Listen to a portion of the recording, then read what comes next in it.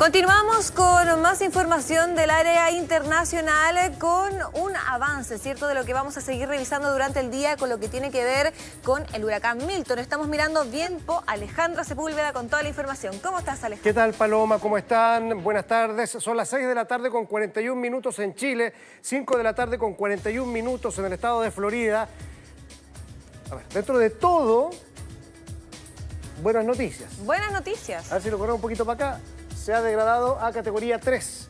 En este minuto el huracán ha subido la presión. Claro, ahí estaba en categoría 4 hace un minuto, pero si lo ponemos acá donde está naranja, veremos que sigue siendo huracán mayor, pero se ha degradado a categoría 3 con vientos cercanos a los 200 kilómetros por hora.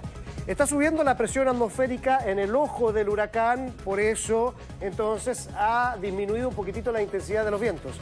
El tema es que durante muchas horas, anoche, hoy en la madrugada, se mantuvo en categoría 5, la mayor.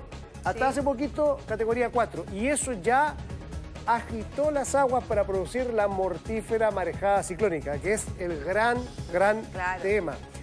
Vientos de 200 kilómetros por hora se estiman que estarán al menos por varios kilómetros dentro de la península de Florida para luego degradarse a huracán categoría 1 o 2 a incertidumbre en esta zona.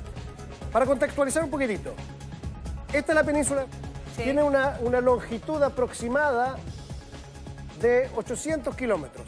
Vale decir, es como entre la región metropolitana y la región de la Araucanía. Esa es la longitud. Amplio. Exactamente. El ancho en promedio 150 a 160 kilómetros, más o menos el promedio de Chile. Claro. Entonces es como de ir de la región metropolitana a la región de la Araucanía. El tema es que aquí 23 millones de personas y se les ha pedido evacuar a toda esta zona en donde viven 7 millones de personas. O sea, un tercio de la población total de la península de Florida, no del estado porque el estado llega hasta por acá, pero de la península de Florida ha tenido que evacuar. Ya, pero ¿hay posibilidades de que ese huracán que ahora está en categoría 3 ingrese, toque tierra finalmente en categoría 4 o 5?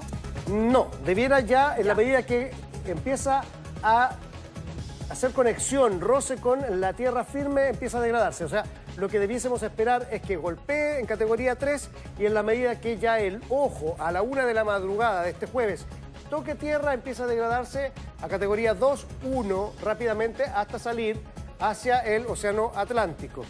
Está viajando a una velocidad promedio de 20 kilómetros por hora, son 160 kilómetros los que tiene que recorrer, por lo tanto más o menos se va a demorar o va a estar sobre tierra firme unas 8 horas. Va a tocar el ojo del huracán a eso de la 1 de la madrugada, vale decir a las 8 o 9 de la mañana, ya debiera estar el ojo del huracán saliendo por la costa este hacia el Atlántico y empezaría a mantenerse con precipitaciones por la parte posterior del huracán un par de horas más y ya mañana eso del mediodía ver toda esta zona que no tiene nubosidad, brillar el sol y ver las consecuencias que dé. Exacto, eso es el problema, porque sí, habíamos hablado que podía tocar tierra en categoría 5, en categoría 4, finalmente va a ser en 3, que podía ser el mejor de los escenarios en este caso. Dentro de todo. Claro. Pero, de todas maneras, claro, sabemos que hace pocas semanas solamente fueron azotados, hace pocos días de hecho, por el huracán Helene, ¿cierto? Que también tocó tierra en categoría 3 y hubo más de 200 muertos. Claro, lo hizo un poquito más hacia este sector, hacia la curva de la península y claro, por eso después se fue hacia Georgia, Carolina del Norte, Carolina del Sur, Tennessee, en fin, este fue el trayecto de Helene, fue así en rigor. Ahora está más al sur, por eso se habla del peor huracán en 100 años para esta zona, para esta zona, Tampa, no en los Estados Unidos. Y como muy bien dices tú, Paloma, el país más preparado para los embates de la naturaleza en el mundo es Estados Unidos. Pese a eso, hubo más de 200 personas fallecidas. Entiendo que hay centenares de desaparecidos todavía que no se encuentran. Entonces, por eso la alarma. E insisto, aunque se haya degradado a esta hora categoría 3, ya la energía cinética que generó en el Golfo de México, la marejada ciclónica, ya tiene la energía suficiente como para inundar buena parte del estado de Florida, la zona central. Claro, hablaban de que la marea podía subir al menos hasta 5 metros en algunos lugares. Claro, se habla de 12 a 15 pies, más o menos, para que ustedes, porque como ellos lo miden en pies, sí. Tienen otras unidades de medida, en acres, en millas, en fin, en muchas cosas. Pero en el caso de los pies, más o menos, para hacerla corta, 3 pies, 1 metro. Ya. Esa es como la proporción. Entonces, claro, 12 a 15 pies son 4 a 5 metros. Es bastante, claro. En una zona muy, muy plana, nosotros tenemos acá en nuestro país en la cabeza, cuando uno va a la playa, que está en la playita, ponte tú que te toca un temblor, tienes que evacuar, sube el cerro que está ahí a 1 kilómetro el cerro y ya está a 30, 40, 50 metros de altura. Acá eso no existe, es una zona muy baja. Entonces tú tienes dos cosas a las cuales considerar en el caso de la marejada ciclónica, que insisto es el punto de los huracanes más mortíferos, más que la lluvia, más que el viento. Que va a ingresar el mar con esa altura, con la energía cinética que trae, pero además hay muchos ríos que desbordan en sectores costeros de esta zona. Entonces el agua del mar va a ingresar por esos ríos, que por supuesto no va a poder descargar sus aguas de la lluvia, se esperan unos 400 milímetros en menos de 24 horas. Al contrario, el agua del mar va a ingresar por esas zonas de ríos, de desagües.